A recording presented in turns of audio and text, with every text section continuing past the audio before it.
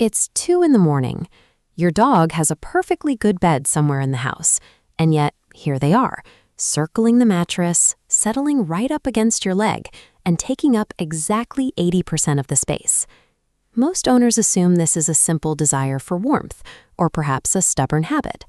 Others figure their pet is just being a little clingy. But your dog has access to sunny spots, couches, radiators, and piles of your laundry on the floor. If temperature regulation was their only goal, they have far more efficient options than a crowded mattress. Sleep is the most vulnerable state any animal can experience. Every instinct inherited from thousands of years of predator and prey dynamics tells a dog to find somewhere hidden and safe before they lose consciousness.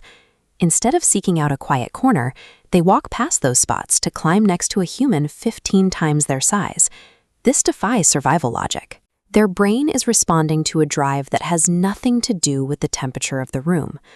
Psychologists use the strange situation procedure, developed by Mary Ainsworth, to study how infants bond with their mothers. When researchers in Budapest applied this same test to dogs, the behavior was a match. 61% of the dogs tested were classified as securely attached. That is the same proportion found in human toddlers. Seeking closeness at night isn't an act of clinginess. It is the fundamental behavior of an animal seeking their safe person at the moment of greatest vulnerability. This attachment is driven by a specific chemical interaction.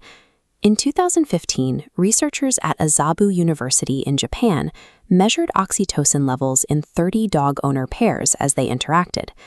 This flowchart illustrates the loop they discovered. When a dog gazes at their owner and the owner gazes back, both experience a simultaneous surge in oxytocin. The dog's levels rise, which triggers the owner's to rise, which makes the dog want to gaze more. Physical contact intensifies this. Just 10 minutes of petting produces measurable drops in cortisol, the primary stress hormone, in both species. Sleeping pressed together for 8 hours creates a continuous, self-reinforcing chemical baseline. This interaction is unique.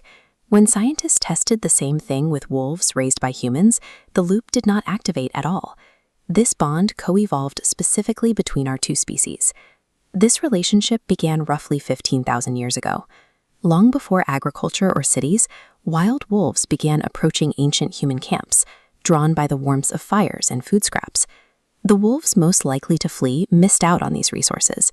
The individuals with the lowest fear response stayed, survived at higher rates, and passed those traits down to the next generation. Evidence of how quickly this bond deepened was found in a 14,000-year-old burial site in Germany.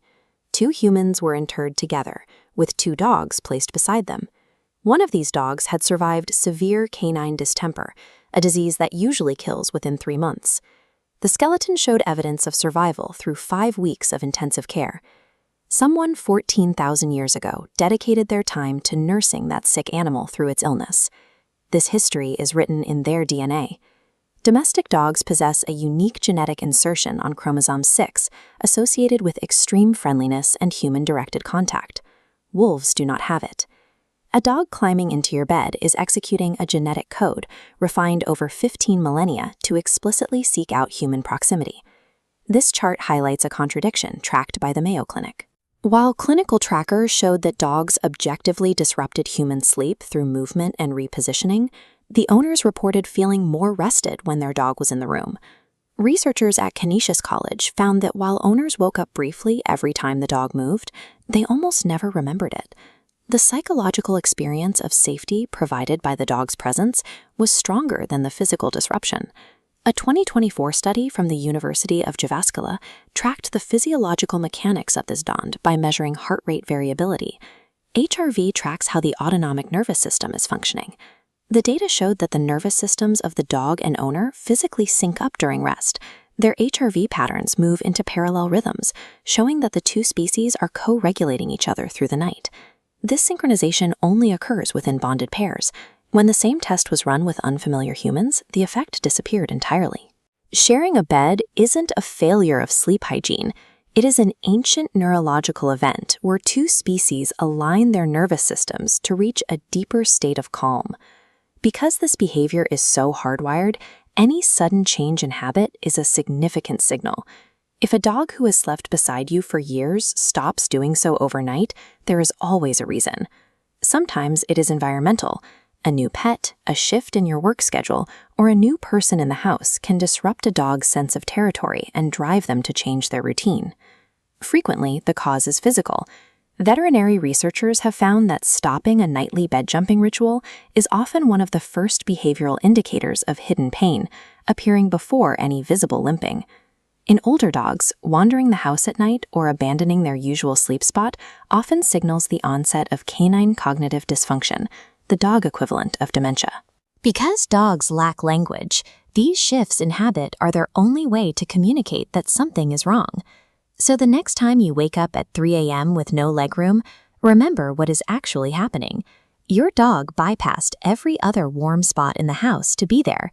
They are telling you that after 15,000 years of evolution, you are the safest thing in their world.